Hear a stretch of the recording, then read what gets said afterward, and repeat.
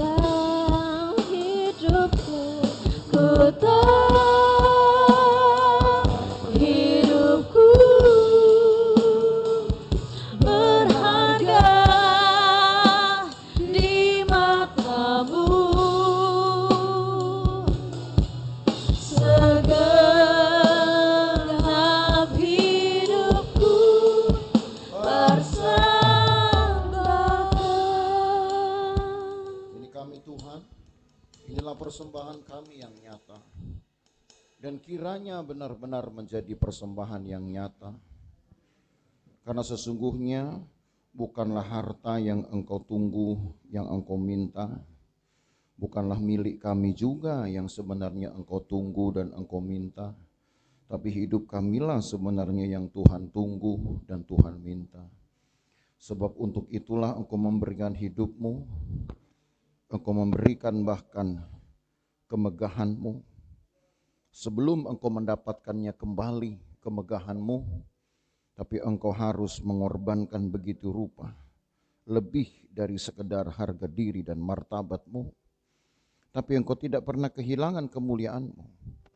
Justru karena hidupmu diberi kami hidup, karena kemuliaanmu diberi dipercayakan, kami juga mendapatkan kemuliaan Tuhan. Dan itulah keindahan kami sebagai umat Tuhan.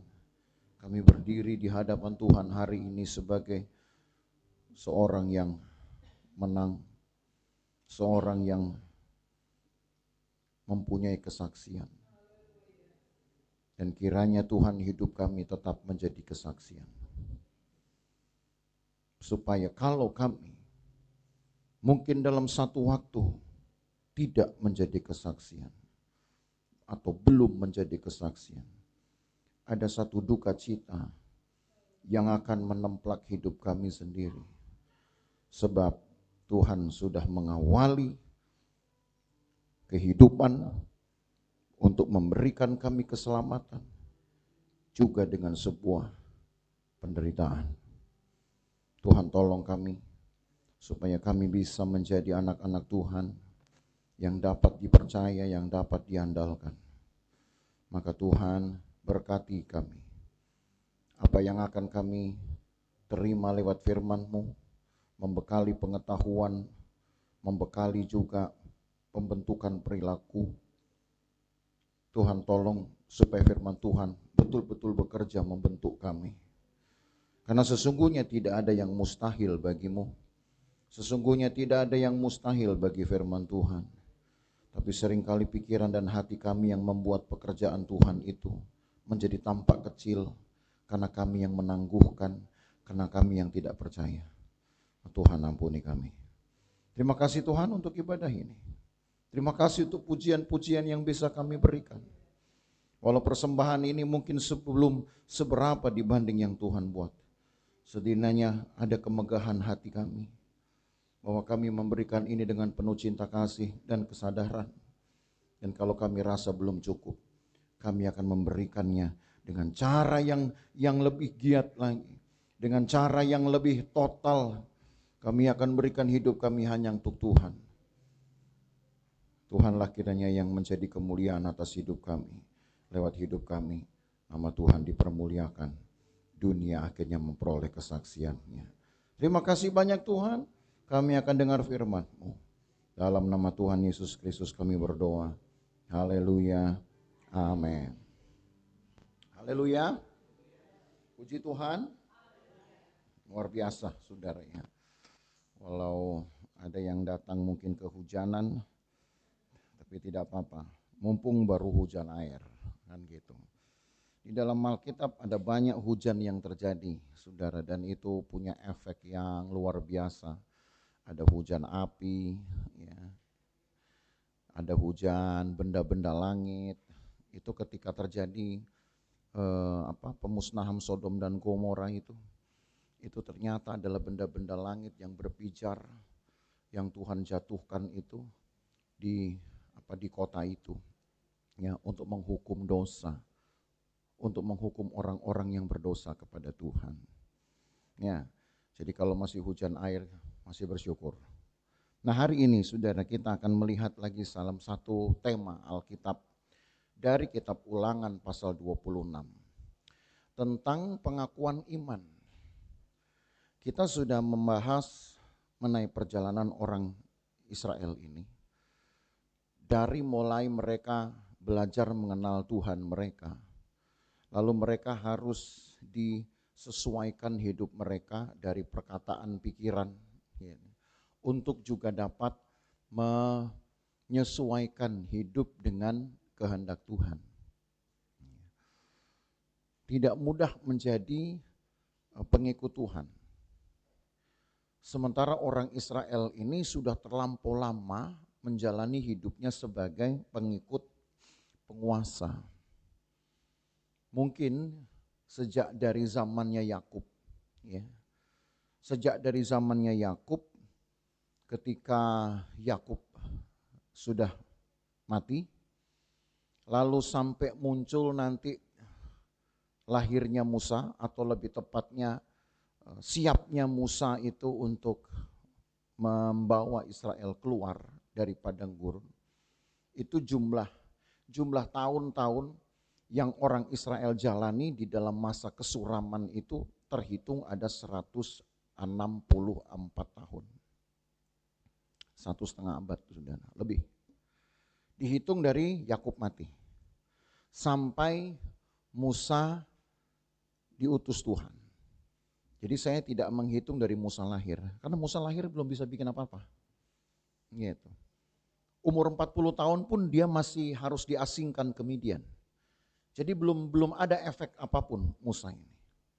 Nanti umur 80 tahun baru dia kembali lagi ke Mesir untuk membawa Israel keluar dari tempat itu. Umur 80 tahun. Jadi kalau saudara melayani Tuhan itu sudah tua, gak apa-apa juga. Daripada sudah gak bisa bangun, tapi mau melayani Tuhan. Gitu. Ada yang, Tuhan saya mau melayani. Gitu. Giliran mau melayani, udah susah bangun.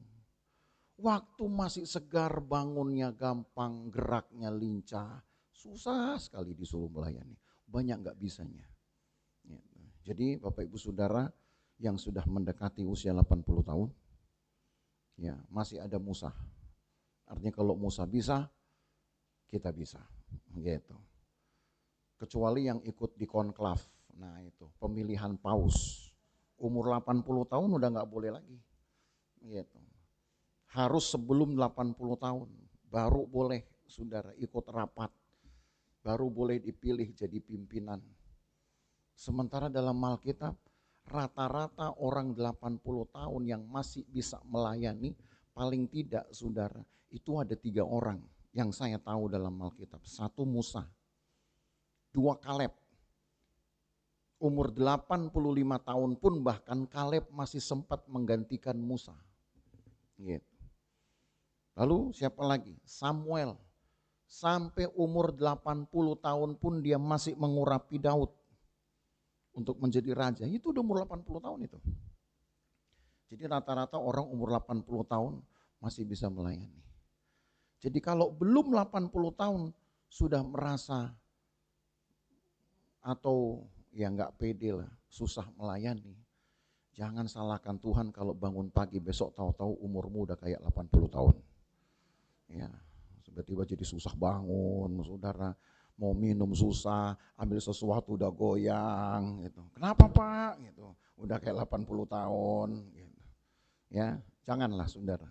Milikilah mental seperti orang belum 80 tahun. Nah itu cerita itu memang betul adanya. Tapi masa kesuraman yang orang Israel alami dari Yakub mati sampai Musa umur 80 tahun itu bukan sedikit loh, 164 tahun. Itu kalau dihitung dengan periode munculnya generasi baru, paling tidak 4 generasi muncul di situ. Satu generasi rata-rata 40 tahun. Karena rata-rata dalam 40 tahun pasti akan lahir generasi yang baru. Walaupun sekarang saudara, satu generasi sudah bisa dihitung, bahkan umur 30 tahun sudah bisa satu generasi lahir. Tapi paling tidak ya, kita buat rata-rata 40. 4 generasi lahir. Orang Israel gak kenal Tuhan, karena gak ada pemimpin. Maka diaturlah hidup mereka begitu rupa pelan-pelan. Diaturlah cara mereka berperilaku pelan-pelan, saudara. Nggak bisa sekaligus, gitu. Karena kan kuping orang terbatas.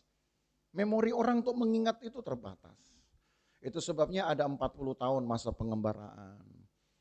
1 tahun sendiri dari 40 tahun itu Tuhan didik mereka di Sinai. Mereka sekolah Alkitab di situ, saudara. 1 tahun kurang 10 hari. Mereka belajar banyak hal di situ untuk bertemu dengan Tuhan. Mereka belajar banyak sekali aturan. Mungkin melelahkan otak, iya. Alkitab ini kalau mau dibilang sebagai satu buku hukum gitu ya. Kitab undang-undang hukum berperilaku istilahnya. Bukan hanya hukum pidana, tapi hukum berperilaku. Saudara stres. Karena banyak sekali. Enggak cuma 10 hukum Taurat, saudara. Masih ada hukum yang lain. Ada hukum sosial. Ada hukum apa? Ada hukum-hukum kasus pula lagi. Oh banyak. Nah dari sekian itu sampailah kemudian orang Israel kepada satu tuntutan untuk melakukan pernyataan pengakuan iman mereka. Dari apa yang mereka sudah terima, dari apa yang mereka sudah dengar, dari apa yang sudah diajar. Apa tujuannya pengajaran? Saudara terima firman. Supaya ketika sesuatu informasi masuk di dalam hidup kita, maka kita akan membuat pernyataan. Oh iya ini saya baru tahu ini. Oh iya ternyata ketika saya tahu ini maka pengetahuan ini membantu saya. Di dalam dunia pengetahuan maka munculnya perkembangan dari pemikiran manusia itu disebut dengan knowledge, pengetahuan. Munculnya perkembangan dari pengetahuan itu disebut dengan teknologi. Munculnya perkembangan dari teknologi disebut nanoteknologi. Tuh, bukan nano-nano, nanoteknologi. Orang sudah lebih lebih banyak komponen pembentuknya. Perkembangan di nanoteknologi kira-kira apa lagi? Sudah. Orang sedang mencari bentuk supaya dari satu informasi ada yang meringankan hidup saya, cuman itu. Dari dulu orang bepergian, dia harus jalan kaki, capek. Kemudian teknologi menghasilkan alat bantu. Manusia kemudian bisa tinggal duduk, nanti kursinya jalan sendiri. Tinggal ditarik dengan tenaga uap. Nah, itulah yang disebut dengan revolusi industri 1. Oh terbantu, saya nggak perlu jalan kaki. Tapi rupanya perjalanan yang jauh makan waktu lama. Teknologi berkembang lagi, saudara. Menghasilkan lagi satu produk alat bantu manusia. Kalau dulu tinggal duduk, tapi karena tenaga uap untuk jarak jauh butuh berhari-hari, sekarang karena ada teknologi baru, duduknya sama tapi nyampenya lebih cepat. Kenapa? Karena sudah ada tenaga listrik. Itu revolusi kedua. Itu ngerti saudara maksudnya? Berkembang, otak ini ikut berkembang. Sampai akhirnya sekarang. Sudah lebih cepat. Naik kereta cepat. Sudah pernah naik kereta cepat? Jakarta ke Bandung. Duduk 29 menit udah nyampe Bandung. Besok ada di kereta cepat. Saudara belum duduk udah nyampe Bandung. Ya.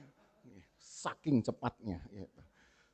Teknologi siapa yang mau bisa memprediksi, saudara. Ya. Kalau ada begitu enaknya, belum duduk udah nyampe Bandung. Wah, luar biasa itu. Ya. Nah, begitu juga lah dalam hal kerohanian. Orang-orang Israel harus dikembangkan ini pemahamannya. Supaya mereka dapat satu pengetahuan yang membantu mereka untuk meringankan penderitaan mereka. Sekaligus mereka bisa mendapatkan penghiburan mereka. Sehingga persekutuan mereka dengan Tuhan tidak terganggu. Hidup ini kan begitu saudara. Kalau enggak dihibur, susah kan begitu. Kalau enggak sehat, sakit, betul kan? Kalau enggak senang, susah. Kalau nggak sedih, gembira. Kalau nggak hidup, setengah hidup. Jangan bilang mati, jangan bilang mati, saudara ya. Kalau nggak hidup, susah hidup, gitu aja lah. Supaya optimis aja gitu. Nah, supaya hubungan kita nggak terganggu dengan Tuhan, maka kondisi ini kan perlu dibalance, saudara. Perlu dijaga gitu. Ikut Tuhan pasti menderita, kita aminkan. Tapi di satu sisi Alkitab berkata ikut Tuhan pasti ada penghiburan. Nah, gimana saudara bisa mendapatkan keduanya ini? Ini kan mesti main nih. Menderita nggak bisa kita tolak, nggak bisa kita bilang, hai penderitaan, keluar dalam nama Yesus. Kalau setan keluar, menderita nggak keluar dia. Nggak akan bisa keluar dia. Karena Alkitab bilang penderitaan itu akan menjadi bagian integral dari iman seseorang. Tapi karena Allah itu juga tidak membiarkan, ada janji penghiburan. Di dalam penderitaan ada penghiburan. Cuman untuk ketemu itu ini yang harus dulu kreatif. Karena kadang-kadang kita baru menderita sedikit, belum sampai selesai penderitaan, apalagi belum awal mengalami penghiburan, udah protes duluan kita. Kan manusia begitu ya, suka protes kan, betul. Dikasih enak sedikit aja, kita puji orang. Begitu rasa yang gak enak datang, kita ingat jangan lagi beli makanan orang itu. Gitu. Langsung mati loh karir orang saudara gara-gara itu. Jadi saudara begitu juga ketika Tuhan sudah hampir menyelesaikan satu demi satu pengajarannya kepada Israel. Di pasal 26 inilah Tuhan mintakan satu pernyataan mereka dari sekian banyak yang orang Israel dengar ini, apa respon kamu? Menolak, menerima, itu, merevisi, gitu ya, menunda. Kan begitu toh? Dari semua firman Tuhan yang saudara dapat, kira-kira apa sikap saudara? Tunda dulu atau langsung bilang amin? Atau perlu Tuhan saya revisi dulu sesuai dengan tingkat kenyamanan saya? Nah, kemari kita lihat saudaranya, apa yang kemudian Tuhan katakan kepada bangsa ini. Di Ulangan pasal 26, mulai ayat yang ke-1 sampai ayat yang ke-11. 11 ayat pertama dalam kitab Ulangan ini, pasal 26. Judulnya mempersembahkan hasil pertama. Tapi saya ingin saudara fokus nanti mulai ayat 5 sampai ayat 10-nya. Ya, tapi tetap kita baca semuanya. Dari ayat 1. Apabila engkau telah masuk ke negeri yang diberikan Tuhan Allahmu kepadamu menjadi milik pusakamu, dan engkau telah mendudukinya dan diam di sana, maka haruslah engkau membawa hasil pertamamu dari bumi yang telah kau kumpulkan dari tanahmu yang diberikan kepadamu oleh Tuhan Allahmu, dan haruslah engkau menaruhnya dalam bakul, kemudian pergi ke tempat yang akan dipilih Tuhan Allahmu untuk membuat namanya diam di sana. Satu hal yang ditegakkan saudara, ada hasil pertama dari setiap usaha yang dikerjakan oleh umat Tuhan ini, ditaruh di dalam bakul. Sayangnya tidak ada ukuran timbang, tidak ada ukuran takaran yang disebutkan dalam ayat ini. Karena ternyata yang diserukan tentang persembahan hasil pertama belum bicara tentang kuantitas, belum bicara tentang jumlah, belum bicara tentang angka-angka, belum bicara kuantitas. Tapi yang dibicarakan adalah kualitasnya. Nah, itu sebabnya kita sampai sekarang ke ayat yang ke-4. Maka imam harus menerima bakul itu dari tanganmu dan meletakkannya di depan mezbah Tuhan Allahmu. 5. Inilah pengakuan iman itu, saudaranya. Kemudian engkau harus menyatakan di hadapan Tuhan Allahmu demikian. Bapakku dahulu seorang Aram, seorang pengembara. Ia pergi ke Mesir dengan sedikit orang saja dan tinggal di sana sebagai orang asing. Tapi di sana ia menjadi suatu bangsa yang besar, kuat dan banyak jumlahnya. Ketika orang Mesir menganiaya dan menindas kami dan menyuruh kami melakukan pekerjaan yang berat, Maka kami berseru kepada Tuhan Allah nenek moyang kami, lalu Tuhan mendengar suara kami dan melihat kesengsaraan dan kesukaran kami dan penindasan terhadap kami. Lalu Tuhan membawa kami keluar dari Mesir dengan tangan yang kuat dan lengan yang teracung, dengan kedahsyatan yang besar dan dengan tanda-tanda serta mujizat-mujizat. Ia membawa kami ke tempat ini dan memberikan kepada kami negeri ini, suatu negeri yang berlimpah-limpah susu dan madunya. Oleh sebab itu di sini aku membawa hasil pertama dari bumi yang telah kau berikan kepadaku ya Tuhan. Sampai situ dulu. Jadi datangnya persembahan dari mana? Dari Tuhan. Makanya saya bilang ini belum bicara kuantitas, belum bicara jumlah, karena nggak ada takarannya. Beda waktu kita bicara di kitab Imamat. Gitu. Oh, untuk satu adonan harus ada 2/10 eva tepung. Nah itu ada takarannya, ada timbangannya. Berarti bicara kuantitas. Makanya saya belum mau bicara kuantitas di sini. Yang kita bicarakan baru kualitasnya dulu. Nanti kuantitas kita bicara lain. Kualitasnya apa? Bahwa setiap persembahan yang diberikan kepada Tuhan harus betul-betul dibawa dengan kesadaran karena Allah lah yang telah memelihara kita. Dan sebutlah persembahan kita ini hanya merupakan bagian kecil dari rasa terima kasih kita atas pemberian Tuhan. Makanya gak disebut jumlah. Cuman yang penting taruh di bakul. Setelah itu bawa ke imam. Nanti imam yang akan berdoa. Imam yang akan menaikkan doa ucapan syukur. Tadi ayat yang keempat. Dan itu pun harus diletakkan nanti di depan mezbah. Baru kemudian didoakan. Gitu. Tapi belum bicara angka ya. Bicara kualitas. Dan supaya persembahan kita memang betul-betul punya kualitas. Maka orang Israel diajar untuk mengucapkan sebuah pengakuan iman. Dan saya ingin saudara, jemaat Tuhan di tempat ini pun memiliki satu mentalitas yang sama. Dari pengetahuan ini kepada satu perilaku sampai kepada satu kebiasaan. Bukan mempersembahkan karena ikut-ikutan. Oh dia ngasih, oh gue juga ngasih, gak enak kalau gak ngasih. Bukan karena kemudian saudara merasa, wah saya ditemplak nih dari mimbar nih. Mimbar ini bukan untuk ngingetin saudara yang lupa bawa persembahan. Enggak. Saya gak pernah loh saudara ngingetin saudara kan. Saudara gak bawa persembahan. Gak pernah saya ingetin. Saya berdoa aja supaya Tuhan yang kasih ingat. Gitu. Kalau sampai gak inget juga, Tuhan udah kasih ingat. Itu satu kata, terlalu. Gitu. Tapi saya gak pernah ngingetin.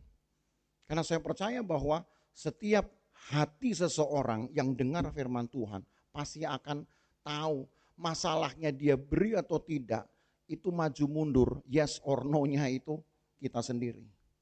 Nah sekarang orang Israel diajar oleh Tuhan. Kau bawa itu jangan ikut-ikutan ya.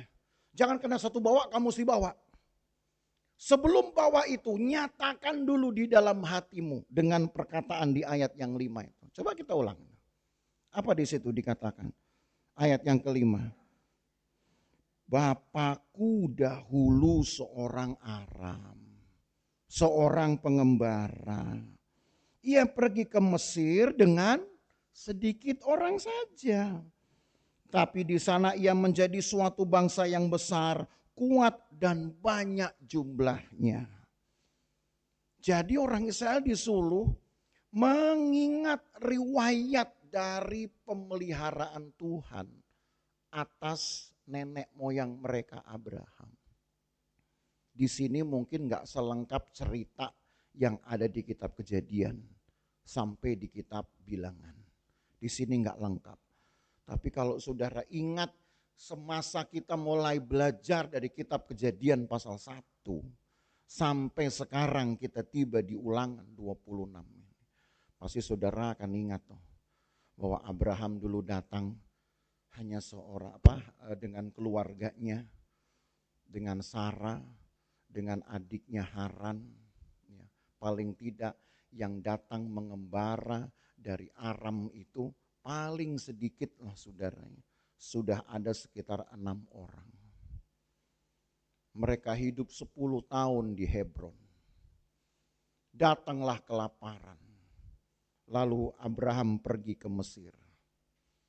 Dari Mesirlah Alkitab mencatat, untuk pertama kali Abraham mendapatkan harta bendanya, yaitu kambing domba dari Firaun.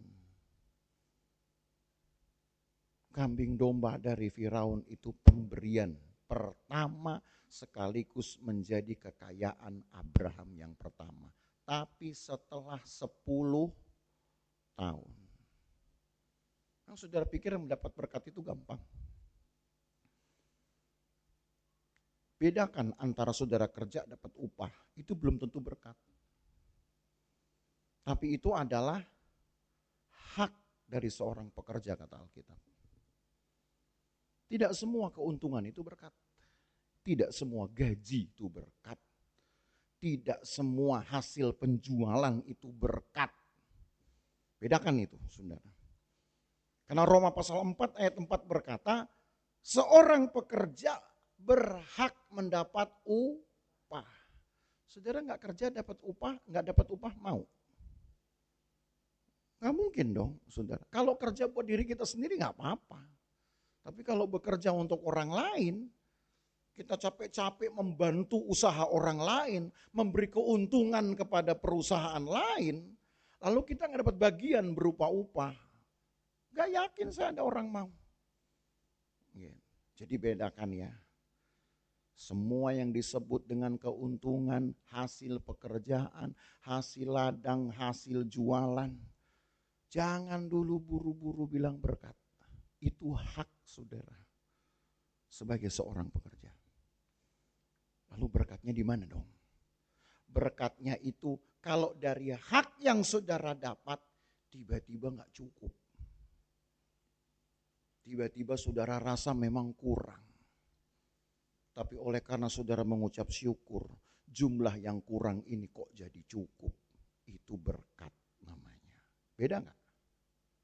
Beda. Jadi jangan gajian, terima kasih Tuhan untuk berkat Tuhan. Jangan dulu bilang-bilang dulu berkat. Kalau saudara dari gajimu gak bisa beri kepada Tuhan, jangan dulu buru-buru bilang berkat. Itu namanya orang yang sudah punya keinginan untuk sembunyi, untuk untuk menyimpan sesuatu. Orang yang terbiasa untuk bilang apa-apa, wih ini berkat. Jangan-jangan malah dia jadi sayang diri. Berkat itu walau kecil pun tadi yang saya katakan, tiba-tiba saudara rasa kurang. Tapi saudara kemudian rasa cukup bahkan bisa memberi. Nah ini baru saudara bilang berkat. Harus deal nih sekarang.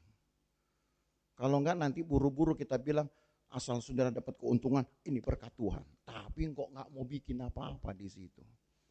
Uangmu kau tahan juga, tetap disimpan juga, ke Tuhan enggak dikasih bagiannya. Jangan bilang berkat.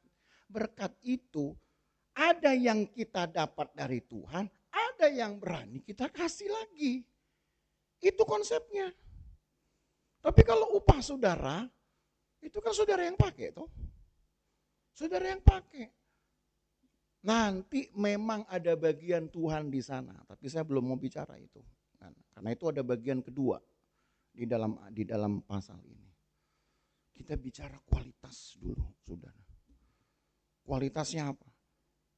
Kalau saudara tahu bahwa dulu dari awal saya belum punya apa-apa.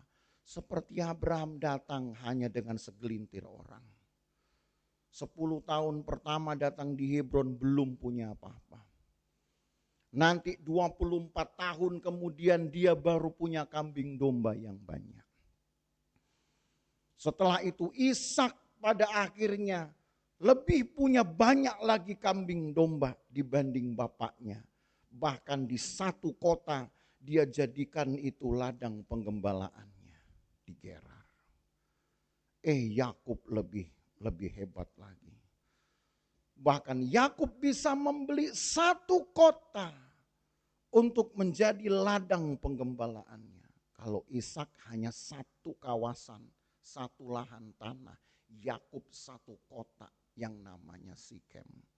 Dibeli itu untuk menjadi ladang penggembalaan. Tuhan berkati gak namanya? Dari Abraham cuman dikasih kambing domba sama Firaun. Dapat anaknya Ishak, ladang penggembalaan dombanya udah satu kawasan. Cucunya Yakub punya ladang penggembalaan satu kota. Tapi Tuhan kemudian menghendaki orang Israel seperti tidak lagi punya tuan atas tanahnya. Tidak bisa menjadi tuan atas tanahnya. Digiring masuk ke Mesir. Dikurung lagi oleh orang Mesir. Entah kemana kambing domba, gak ada yang tahu. Tiba-tiba lenyap aja dari sekian juta mungkin domba-domba gembalaan dari keluarga-keluarga bapak-bapak Israel. Gak ada ceritanya. Tiba-tiba masuk ke Mesir, mereka hanya menjadi pekerja harian. Mereka hanya tahu tidur untuk istirahat, sebab bangun tidur mereka bekerja lagi. Makanya disebut dengan pekerja rodi. Tahu pekerja rodi? Pekerja rodi itu bekerja lebih dari jam kerja normal, tapi tidak diupah. Upahnya hanya makannya. Orang Israel nggak diupah. Coba saudara baca. Nggak diupah. Hanya dikasih upahnya itu makannya saja. Dan mereka harus bekerja lebih dari jam kerja normal. Kemana kambing dombanya? Kalaupun ada nggak sempet. Jangan-jangan kambing dombanya udah mati, saudara. Nggak diurusin. Kok Allah berbuat seperti itu? Karena Allah sedang menyiapkan lagi sesuatu yang lebih besar dari angka-angka yang sudah dianggap besar oleh Ishak dan Yakub. Apa itu yang lebih besar angkanya? Ayat yang kelima itu ya. Kemudian ayat kelima. Tapi di sana ia menjadi suatu bangsa yang besar, kuat dan banyak jumlahnya. Ayat 5 kalimat terakhir. Allah tidak ingin yang banyak itu cuman harta.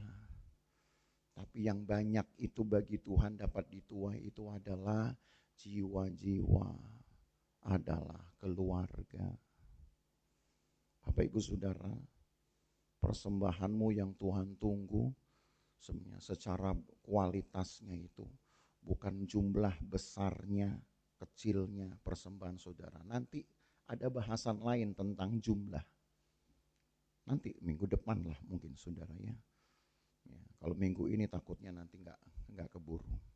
Ada angkanya. Tapi bagi Allah itu nomor 2.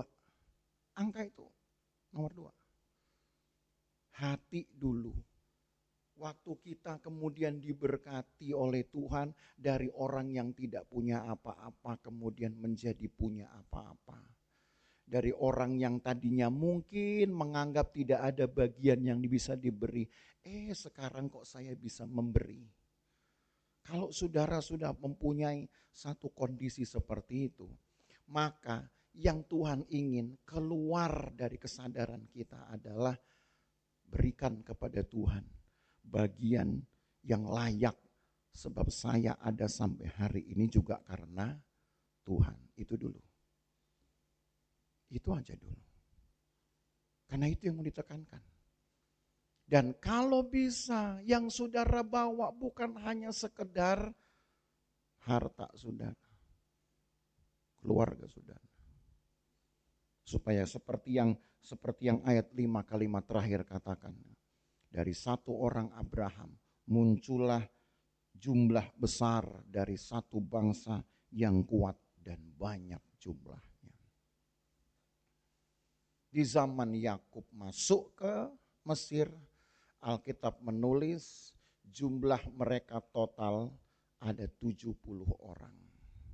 Jumlah yang masuk ke Mesir. 70 orang, saudara. Itu sudah termasuk dengan 12 anak Yakub dan 50 cucu 50 cucu Yakub. Saudara udah tahu ya, cucu Yakub 50. Jadi jangan cuma tahu, berapa anak Yakub? 12. Nah itu pelajaran sekolah minggu. Kalau pelajaran untuk guru sekolah minggu harus lebih sulit. Berapa cucu Yakub? 50. Tadi udah saya sebutin.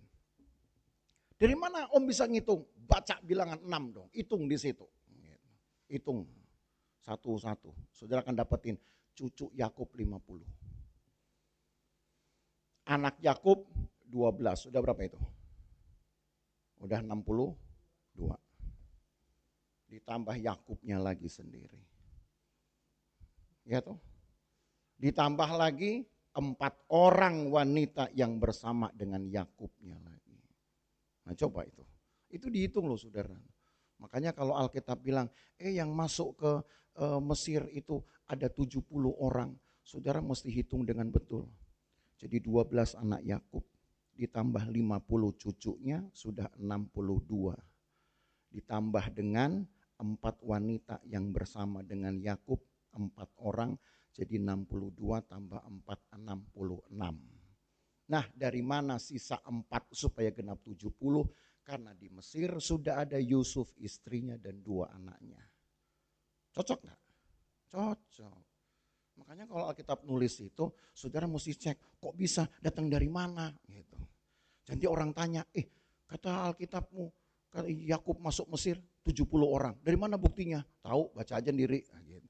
Nggak asik banget saudara jawabannya. Gitu. Kayak saudara nggak tahu Alkitab saudara aja. Kalau saya hitung tuh 70 orang. Oh ini nih anak 12, cucu 50, perempuannya ada 4, istri-istri Yakub maksudnya. Udah 66, 4-nya Alkitab bilang karena Yusuf istrinya dan 2 anaknya sudah ada di Mesir duluan. 66 tambah 4, 70. Maka betul yang Alkitab bilang. Lalu setelah itu 164 tahun kemudian, tadi saya sudah bilang tuh, ketika Yakub mati sampai dengan Musa kemudian umur 80 tahun disiapkan untuk menjadi pimpinan orang Israel. Dalam 164 tahun, 4 generasi lahir saudara. Betul-betul terbukti dalam Alkitab. Muncul satu bangsa yang besar. Itu berkat bukan? Berkat itu bukan upah. Sekarang Tuhan mau, bawa juga itu mereka dong. Jangan cuma hartamu kau bawa. Bawa juga. Jadi Bapak Ibu Saudara yang saya tekankan. Sebisa mungkin saudara punya keluarga, anggota keluarga. Pelan-pelan tapi pasti bawa kepada Tuhan. Jangan cuma hartamu. Takut nanti kalau Tuhan datang, hartamu masuk surga, keluargamu gak tahu masuk mana. Mau ya begitu? Enggak kan ya? Tuhan susah banget, ya gak apa-apa, pelan-pelan aja. Kan Tuhan gak minta besok ya, kalau gak awas itu, enggak juga. Pelan-pelan aja. Tapi lakukanlah itu saudara dengan niat, dengan sungguh-sungguh. Paling tidak mulailah dengan doa, perangi dengan doa. Tuhan, saya pengen anak saya pengen suami saya pengen istri saya pengen ponakan semua ikut Tuhan. Itu namanya persembahan. Baru kemudian rasa syukur itu digenapkan dengan memberi sebagian dari apa yang kita rasa saudara. Menjadi bagian kecil dari yang saudara sudah nikmati. Maka ayat yang ke-6 tadi, ayat yang ke-10 tadi. Oleh sebab itu di sini aku membawa hasil pertama dari bumi yang telah kuberikan kepadamu ya Tuhan. Diberi hasil pertama dari bumi. Hasil pertama ini mungkin saudara bingung, mesti 100% kah? Ya. Saya mau tegaskan begini di dalam Alkitab, tidak pernah disebutkan angka. Hanya tadi di ayat yang pertama, masukkanlah itu ayat kedua, hasil itu ke dalam sebuah bakul. Bakul tuh segede apa sih saudara? Karena istilah bakul di dalam komunitas Israel itu isinya pun bisa macam-macam gitu. Kalau sekarang dalam konteks Indonesia, bakul itu saudara paling bisa menggambarkan adalah bakul gendongan, tukang jamu gendongan tuh. Nah gitu kan ya, bakul tuh. Taruhlah ya, bakul yang disebut di Ulangan 26 adalah bakul kayak gitu.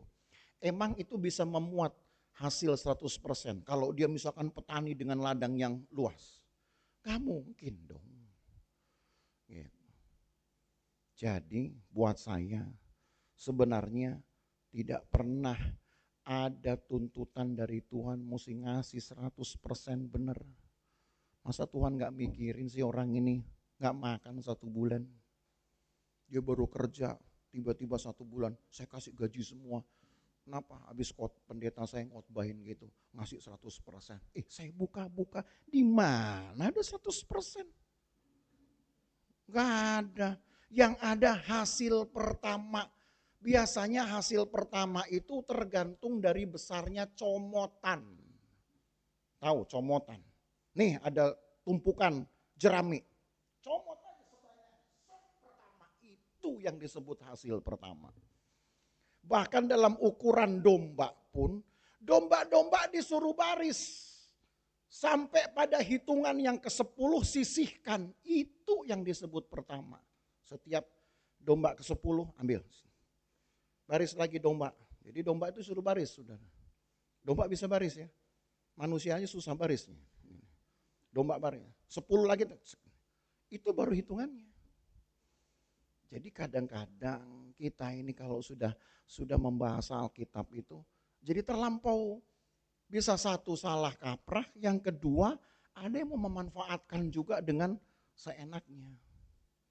Gak harus begitu. Kecuali kalau dia rela, lain cerita dong. Pak saya rela ini, saya kasih 100%. Nah itu lain cerita. Gitu. Tapi jangan bilang itu karena tuntutan Alkitab. Hasil pertama bukan tidak sama dengan hasil 100%. Catat baik-baik itu. Sudah. Tapi kalau saudara mau memberikannya 100% pun karena saudara rasa itu ya sukacita silahkan. Tapi jangan nanti begitu kasih ngedumel di belakang. Gila loh, gue disuruh kasih 100%. Pulangin aja sekalian itu saudara. Lo banyak yang begitu. Kadang banyak anak Tuhan nanti kemudian protes sama saya. Pak emang benar 100%? Kata siapa saya bilang. Di gereja Bapak gak pernah bikin gitu? Enggak ada 100%. Saya nunggu-nunggu aja jemaat ngasih-ngasih dengan sadar gitu. Saya tunggu aja sampai sekarang. Udah ada Pak? Ya alhamdulillah lah. Gitu saya bilang gitu. Gak ada ya saudaranya. Jangan salah paham ya dengan begitu. Jadi hasil pertama itu tergantung dengan comotannya. Kalau ternyata ada orang yang mau nyomot begini, sah-sah aja dong. Kan memang gak ada angka di sini. Karena memang yang Tuhan tekankan nih kualitas waktu kamu kasih itu hatimu gimana? Lepas, rela, atau ngedumel, aduh banyak bener ngasihnya. Aduh gitu, tahu begitu. Gak enak banget ya khotbah hari ini saudaranya. Tapi kan harus saya jelaskan ini di Ulangan 26. Begitu saudara dapat, aduh banyakan yang dikasih ke sono ini gitu. Itu cuma sekali loh saudara diminta sama Tuhan. Sekali aja saudara keberatan. Saya takutnya nanti Tuhan yang berat hati berkati saudara seumur hidup loh. Bisa nangis-nangis gitu. Allah gak minta jumlah, Allah minta ketulusan. Sambil saudara bilang, Tuhan inilah aku. Dulu aku belum mengenal Tuhan. Dulu aku baru mengenal Tuhan hanya seorang diri. Di rumah belum ada yang kenal Tuhan. Tapi sekarang aku sudah dapat beranak cucu. Aku sudah bisa bekerja dengan baik. Aku persembahkan kepada Tuhan. Nah gitu loh maksudnya. Jadi sambil sudah buat persembahan itu, saudara buat pernyataan iman. Jadi jangan asal ikut-ikutan, satu nyemplung, ikut cemplungin. Gitu. Ya. Nanti sebelahnya, warna apa ini? hijau, gue biru aja deh misalkan begitu. Hati-hati loh saudara. Kadang-kadang kekristenan ini kan tricky nih dengan kebiasaan gitu. Hati-hati. Karena yang Tuhan tuntut itu adalah kesadaran diri. Itu saja dulu. Bawa persembahan saudara. Berapapun kan belum digubris angka. Persembahkan ya Tuhan. Saya tadi gak punya apa-apa. Kemarin pun belum punya apa-apa. Tapi ada orang yang tiba-tiba kasih salam tempel sama saya. Nah saya sekarang masukkan separuh dari salam tempel ini. Nah gitu loh, misalkan. Ya. Begitu caranya mempersembahkan saudara. Gak perlu saudara suarakan, gak perlu saya dengar itu. Saudara yang bilang gitu kepada Tuhan. Itu namanya pengakuan iman. Gak dibilang pun Tuhan tetap tahu sih memang. Tapi kan ayat ini mengajar, harus ada yang diucapkan. Supaya dengan pengucapan itu kita yang juga menyadari, oh dulu saya belum seberapa, sekarang saya sudah menjadi apa-apa. Maka yang saya persembahkan ini adalah bentuk dari pengakuan iman saya. Makanya saya kasih judul itu. Persembahan itu adalah bentuk nyata dari pengakuan iman. Jangan nanti saudara bilang, percaya pada Tuhan, percaya. Apa bentuknya percaya? Rajin kebaktian, oke. Gak apa-apa sih, betul. Itu bentuk juga. Rajin kebaktian. Terus kalau udah rajin, apa? Ngisi absensi. Gitu. Kan ada perkembangannya. Oh apa? Saya mulai melibatkan diri di dalam pelayanan. Betul. Gitu. Berarti yang saudara berikan sekarang sudah tenaga saudara.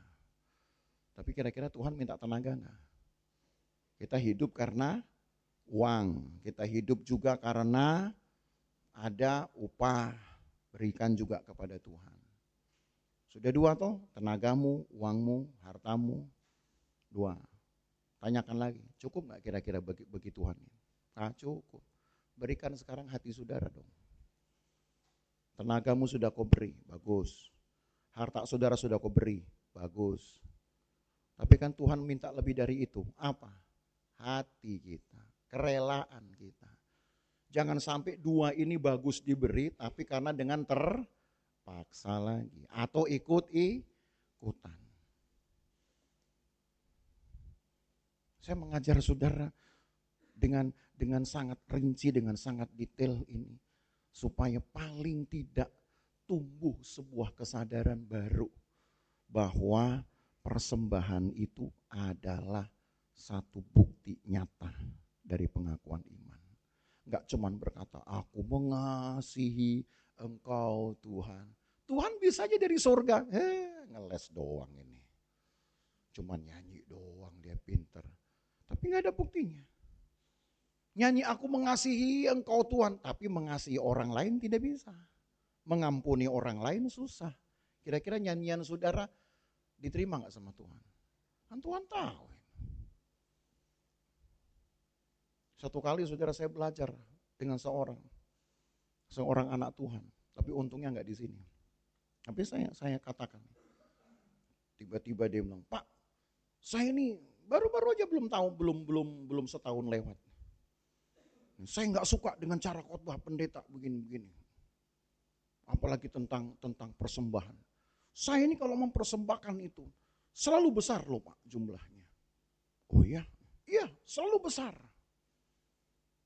Saya mau ngomong gak enak saudara. Kamu bilang besar itu bandingannya apa? Ayo coba, bilang besar bandingannya apa? Nanti baru belakangan saudara saya tahu. Baru belakangan saya tahu. Besarnya gak seberapa kok ternyata. Cuman memang ketika dihitung, karena mungkin dia juga adalah bendaharanya kali. Dia juga ngitung itu. Oh pantesannya dia bilang besar karena angkanya di antara semua yang ngasih dia yang paling gede. Tapi kalau dilihat dari yang Tuhan kasih sama hidupnya, dari semua yang Tuhan izinkan dia mendapatkan keuntungan dari perusahaannya, nggak seberapa itu. Kita bilang besar itu ukurannya apa saudara? Maka hati-hati ya, jangan pernah bilang Tuhan persembahan saya udah banyak loh ini. Banyak itu karena kita pelit. Betul apa enggak? 100.000 sudah bilang banyak enggak itu? Banyak ya. Kalau pelit bin medit bin kikir. Cepet doang. Tuhan 100.000 udah banyak. Padahal di rumah saudara mungkin udah bertumpuk-tumpuk lebih banyak lagi. Bisa aja toh. Tapi kita bilang besar itu. Jadi hati-hati saudara, ukuran besar ini seringkali trikinya adalah karena kita pelit. Itu di sana loh ya. Di sana itu jauh dari sini. Tapi kalau di sini merasa nggak apa-apa juga gitu. Maka hati-hati nih. Maka yang Tuhan bilang apa di sini? Bukan jumlah dulu, Tuhan aku bawa ini. Inilah persembahanku. Karena dari semua yang Tuhan kasih, mungkin ini belum seberapa Tuhan. Tapi saya bawa sebagai bukti nyata pengakuan iman saya. Untuk melengkapi persembahan saya. Apa yang kau lengkapi? Saya sudah berikan tenaga saya. Saya berikan tubuh saya menyanyi, memuji. Saya berikan tenaga saya untuk pelayanan. Saya berikan rejeki saya, harta saya untuk gereja. Tapi sekarang yang melengkapi saya berikan hati saya, hidup saya untuk Tuhan. Gak marah ya saudara ya? Kalau saya khotbah gini gak marah ya? Enggak ya? Karena muka saudara kayaknya tegang. Kedinginan kali ya. Tapi firman Tuhan itu datang karena memang Tuhan mencintai umatnya. Tuhan cinta saudara. Mulai sekarang bawa itu karena saudara sudah rasa betapa besarnya yang Tuhan beri. Jadi jangan pernah berkata, Tuhan saya sudah cukup kasih persembahan ini sampai kapanpun segini aja ya Tuhan. Kenapa? Karena udah besar. Ingat saya katakan, besarnya itu biasanya karena memang kita pelit.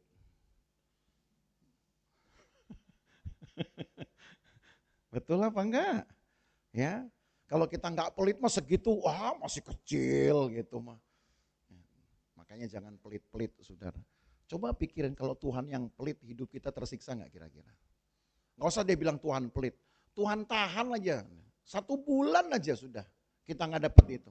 Susah enggak hidup saudara? Susah. Paling itu Tuhan ampuni saya Tuhan, enggak lagi deh, minggu depan saya akan kasih sesuai dengan firman-Mu. Ya, ini ujung-ujungnya begitu saudara. Karena ada selalu sebuah harga yang diberi, ya, yang diminta dari semua perjuangan hidup. Selalu ada itu. Dan Tuhan pun sebenarnya tidak nagih-nagih banget.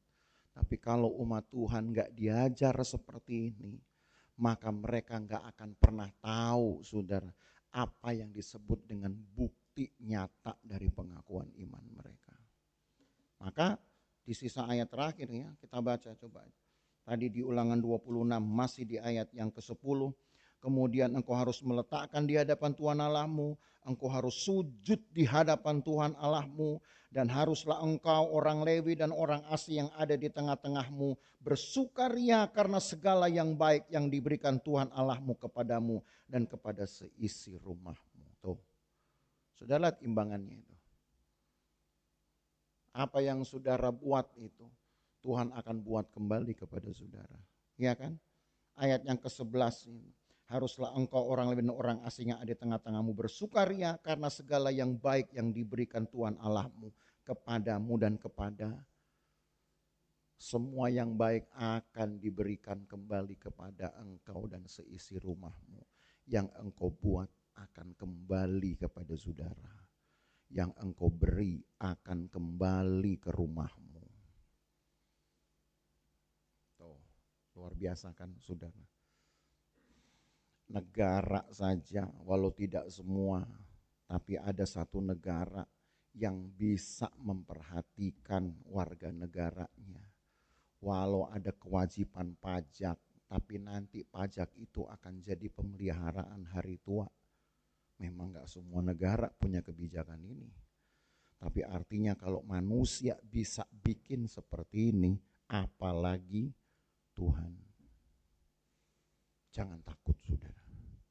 Toh belum ada hitungannya. Saudara yang bawa sendiri.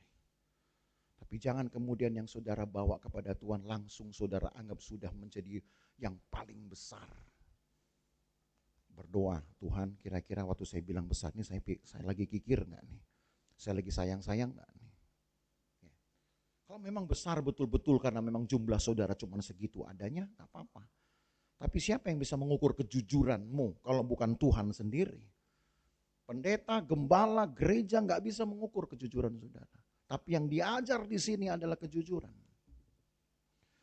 Karena setiap pertolongan Tuhan, setiap penyertaan Tuhan, bahkan berkat-berkat Tuhan, selalu ada imbangannya di sana. Apa imbangannya? Ketulusan untuk mengembalikannya kembali kepada Tuhan. Supaya ketika diterima bagian saudara untuk Tuhan tadi. Berlaku ayat 11. Semua yang baik dikembalikan lagi. Orang Kristen dari awal sudah diajar ini loh saudara. Untuk saling memberi, saling menerima. Untuk hidup itu bisa saling berbagi, bisa menerima. Supaya jangan nanti orientasinya anak Tuhan, gereja Tuhan tuh harus terima, semua terima, asal berdoa terima. Gitu. Apalagi kalau kita dengar firman Tuhan harus terima, berdoa terima jawaban. Enggak gitu. Ada yang berani diberi, tapi nanti ada bagian yang kembali. Dari yang kembali ada lagi yang diberi. Supaya dari bagian yang saudara beri ada lagi yang kembali. Hukum itulah yang nanti dikenal dalam perjanjian baru sebagai hukum tabur tuai. Belum dibicarakan itu memang di dalam perjanjian lama kata tabur tuai. Tapi konsepnya sudah dibuat. Tuhan tolong kita ya. Saudara, belum bicara angka-angka. Nanti setelah gitu ada cerita kedua di Ulangan 26. Mulai ayat yang ke-12. Tuh, di situ bunyinya apa itu? Judulnya. Persembahan. Nah, itu baru angka tuh. Itu baru angka tuh. Saudara mau dengar gak? Mau dengar gak? Yakin? Ini baru bicara angka nih. Persembahan persepuluhan. Baru bicara angka. Serius mau dengar gak? Ngangguk itu kayak masih berat gitu saudara. Mau dengar gak? Kalau mau dengar 2 minggu yang akan datang saya kasih. Gitu. Saya sengaja bilang ini supaya saya tunggu 2 minggu lagi sudah datang apa enggak ini. Ini firman Tuhan saudaranya. Ini firman Tuhan. Setiap anak Tuhan kalau sudah dibebankan ini, jangan kemudian rasa susah, jangan kemudian seperti rasa dirugikan. Ada yang diberi, ada yang kembali. Dari yang kembali diberi nanti kembali lagi. Kalau yang seperti ini rumusnya saudara rusak, saudara nggak mau memberi, maka bagian saudara pun tidak akan ada yang kembali. Jangan bikin rusak rumusnya Alkitab. Setuju? Tapi hari ini angka belum keluar. Angka keluar yang akan datang. Serius mau dengar? Tuhan tolong kita ya, saudara. Nanti khotbah yang ini kita tunda minggu depan. Ya, supaya saudara tahu. Ingin bertumbuh toh? Ingin ya? Gitu. Aminnya kayak mulai rayu saup-saup gitu saudaranya. Tuhan tolong kita ya. Persembahkanlah hidup kita dengan benar sebab apa yang saudara beri ada yang kembali.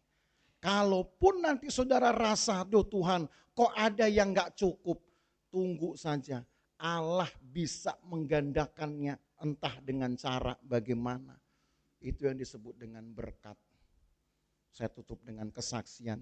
Walaupun kesaksian ini enggak dari kami, tidak dari keluarga kami, tapi ada dari keluarga hamba Tuhan yang cukup senior di gereja kita. Dia punya anak itu 11. Satu kali saudara di lemari makannya itu hanya ada 2 telur. Harus kasih makan 11 orang, belum bapak, belum emak, 13 orang. 2 telur. Tidak ada lagi makanan. Ibarat janda sarafat untuk hari ini kami makan, besok kami mati. Udah si ibu, ini si Bu Gem ini ambil 2 telur ini, dipecah gitu, sudah mau digoreng lah, dibagi-bagi begitu. supaya kelihatan banyak, dihancurin kayak gaya hotel, tuh di scramble istilahnya gitu kan. Supaya kelihatan banyak, cuma 2 saudara. Mau dibagi berapa-berapa ini, jangan-jangan sepotong-sepotong kelereng doang dapatnya. Tapi saudara tahu nggak kesaksiannya? Ketika dibagi saudara ke 13 piring itu, yang dipanci itu serasa nggak habis-habis. Coba dari 2 telur. Saya berkata begini, kira-kira pengalaman ini bisa nggak jadi pengalaman saudara? Bisa nggak kira-kira? Bisa ya? Bisa dong. Tuhan kita sama, asal kita punya iman dan ketulusan hati.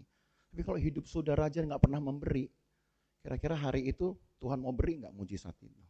Bisa Tuhan tangguhkan? Memang tergantung hidup kita tuh. Kita berikan, yang kita punya kita berikan. Tapi jangan nanti saudara pulang lalu saudara peragain ya, 2 telur untuk 13 orang. Ini saya mau buktikan perkataan Pak Gem. Jangan salah, saya bilang ini. Jangan dibuat demonstrasi itu. Gitu. Itu kalau karena satu keadaan khusus. Jadi pulang saudara, nanti kalau memang mau makan telur 2, makan aja sendiri telur 2. Jangan telur separuh lalu berharap jadi 2. Gak ada cerita itu. Ya, Tuhan tolong kita ya saudara ya. Haleluya. Mari kita menyanyi satu pujian. Lagu yang tadi. Ku tahu hidupku adalah persembahan. Pujian dan syukurku. Kita nyanyi sambil bangkit berdiri. Pujian dan syukurku. Mari kita berdiri saudara. Ku bawa Padamu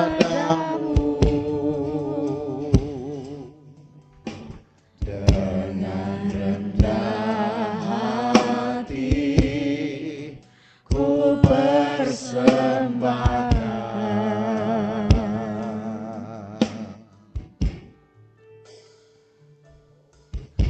Sadar bila ku ada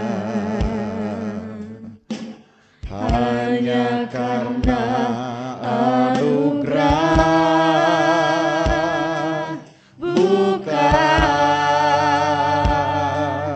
karena kekuatanku.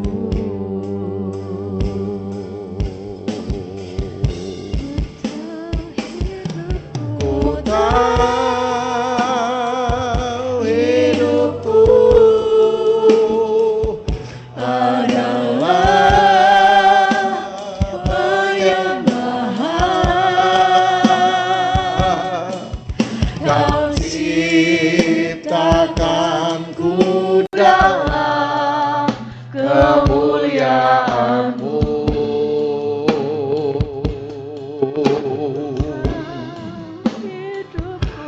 Ku tahu hidupku berharga di mata-Mu.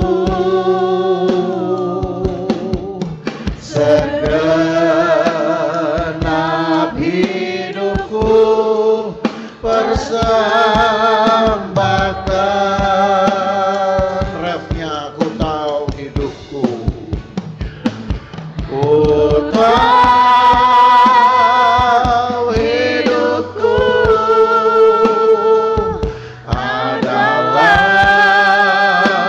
persembahan. Kau ciptakanku dalam kemuliaan-Mu.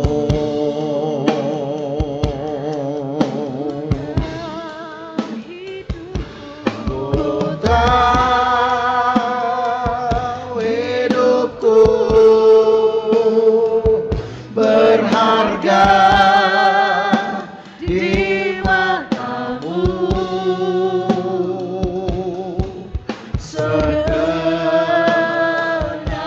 hidupku persembahkan. Tuhan Yesus, kiranya firman Tuhan ini betul-betul membentuk hati kami menjadi seorang yang tahu diri, tahu berterima kasih. Karena sebenarnya persembahan ini adalah bentuk nyata dari rasa terima kasih kami juga ya Tuhan. Kami lupa kadang banyak atau sedikitnya kami menerima upah kerja kami atau hasil dari dagang kami. Itu juga karena Tuhan. Kami pikir karena keringat kamilah ini terjadi. Padahal sebenarnya Tuhanlah yang memberi kami mulai dari kesehatan tubuh. Tuhan yang juga memberi kami pikiran sehat sehingga kami bisa meramu semuanya menjadi hasil dagang yang baik. Tuhan juga lah sebenarnya mengirim pelanggan-pelanggan. Mungkin kami nggak menyadari sebelumnya. Tapi kalau bukan karena Tuhan, jangan-jangan tidak ada bagian yang kami dapat. Atau mungkin hanya sedikit bagian yang kami dapat. Jadi sebagai bentuk pengakuan iman kami dan rasa terima kasih kami belajar ingin memberikan kepada Tuhan bagian-Mu. Walau Engkau sebenarnya tidak membutuhkannya. Karena Engkau adalah Allah yang maha kaya. Berapapun persembahan kami pada dasarnya tidak akan mempengaruhi ya Tuhan ekonomimu.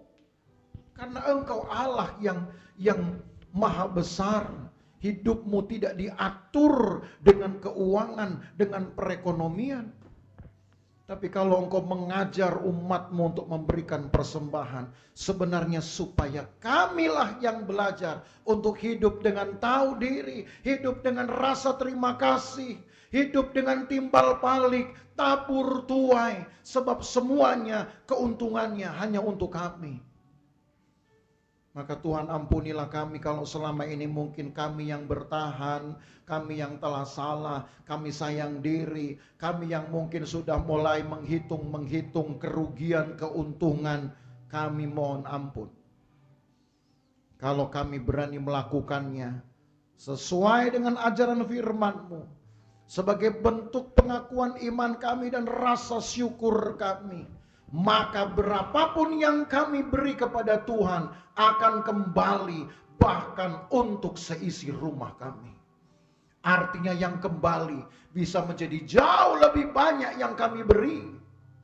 Karena yang kembali itu bukan hanya untuk kami, tapi juga untuk seisi rumah kami. Tuhan, ajarilah kami untuk melakukan firman Tuhan ini. Walaupun mungkin untuk mencoba pertama kali bukan hal yang mudah. Tapi kalau kami melangkah dengan iman, kami buktikan bahwa kami memang orang beriman.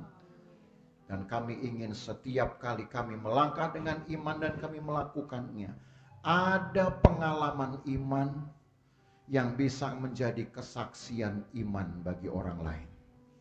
Kami harus memilikinya Tuhan.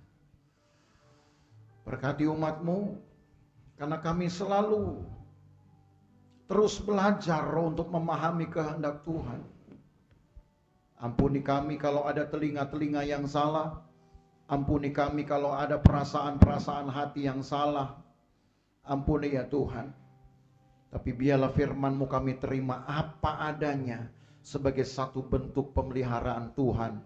Supaya ada bagian kembali yang kami dapat, yang akan memenuhi dan mencukupi seisi rumah kami. Tuhan tolong kami semua. Berkati umat-Mu di dalam pekerjaan mereka, di dalam usaha dagang mereka, di dalam mata pencarian mereka apapun. Berkati ya Tuhan. Dan mulailah berikan kami keberanian untuk melakukan firman Tuhan ini. Bukan untuk-Mu, bukan untuk gereja, bukan untuk hamba Tuhan, bukan untuk gembala, tapi untuk kami sendiri, untuk mereka sendiri. Karena yang diberi akan kembali, dan yang kembali akan dinikmati oleh seisi rumah. Maka Tuhan, yakinkan umat-Mu bahwa dengan melakukan firman Tuhan ini, mereka pun akan mencukupi seluruh anggota rumah mereka.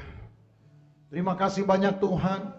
Pagari hidup umat-Mu dari hari ke hari.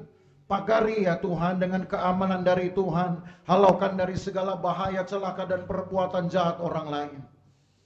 Kami beraktivitas pun Tuhan ada di sana dan Tuhan tolong. Kami bekerja Tuhan di sana dan Tuhan tolong. Kami dalam perjalanan-perjalanan Tuhan di sana dan Tuhan tolong. Kami di rumah pun Tuhan ada di sana dan Tuhan tolong. Pulang sebentar Tuhan kami jaga juga. Jauh dekat berkenan berjalan kaki Tuhan jagai kami. Sehingga kami ada di dalam keadaan selamat sampai di rumah kami masing-masing. Terima kasih banyak Tuhan Yesus. Berkatilah seluruh anggota rumah. Berkatilah anak-anak kami. Berkati masa depan mereka. Berkati ya Tuhan. Maka Bapak Ibu Saudara sekalian, pulang dengan bawa berkat dari Allah Bapa, kasih sayang dalam persekutuan dengan anaknya Yesus Kristus, dan penyertaan Roh Kudus memelihara kita dari hari ini sampai selama-lamanya. Dan berkat ini kita terima di dalam nama Tuhan Yesus Kristus. Segala kemuliaan hanya bagi Tuhan. Segala hormat pujian hanya bagi Tuhan. Kuasa dan kemuliaan hanyalah bagi Tuhan. Segala kemuliaan,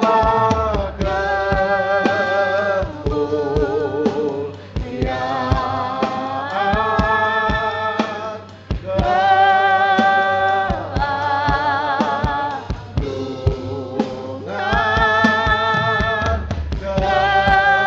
kejayaan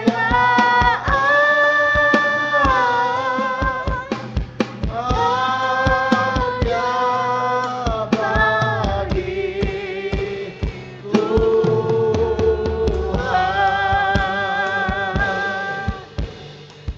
Jemaat yang diberkati, bersama kita berkata amin. Selamat hari Minggu. Hari Selasa tetap ada pelwap, saudara. Lalu Rabu, Kamis, Jumat ada doa jam 6.